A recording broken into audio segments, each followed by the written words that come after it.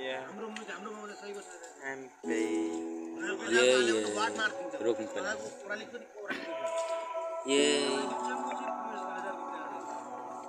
मैले बुझिन कसैको मनलाई मैले बुझिन कसैको मनलाई आफ्नै सोचमै हिँड्न पुगे म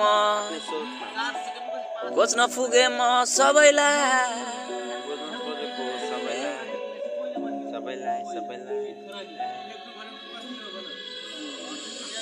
बुझ्न सके मैले सबैको मनको कुरा बुझ्न सके न किन मेरो साथीभाइहरूले भन्छ मलाई भाइ त राम्रो ग जिन्दगीमा तैँले ठक्कर खान्छस् तेरो यस्तै बेउरा हो भन्ने तैँले ठक्कर खान्छस् हो रहेछ साथीभाइहरूको कुरा पनि मान्नुपर्छ तर मैले मानिन्न किनकि म मायाको यादमा डुबिरहन्थे जहिले मायाले पनि छोडेर गयो मलाई बिच बाटोमै छोडेर गयो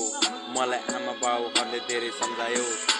त यस्तो गर लाइफमा अघि बढ भनेर मलाई सम्झायो तर मैले बुझेन कसैको पनि कुरा मैले सुनिन किन कसैको कुरा सुनेन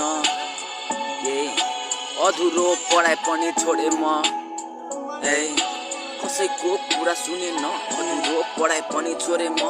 त्यो समाजको पछि लागेर बेकार भयो मेरो जीवन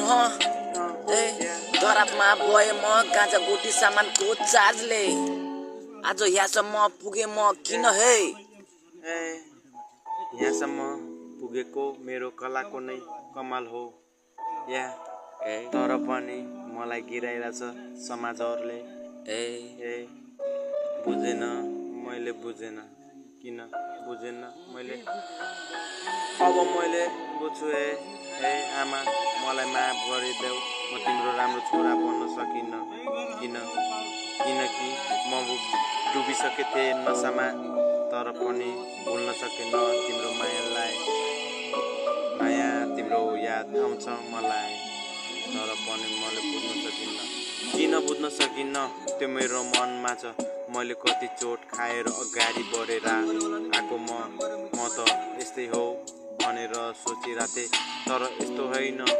किनकि जिन्दगीमा ठक्कर पनि खानु पर्दो रहेछ भन्ने सोची म गरी अघि बढेँ म तर पनि कसैले बुझ्न सकेन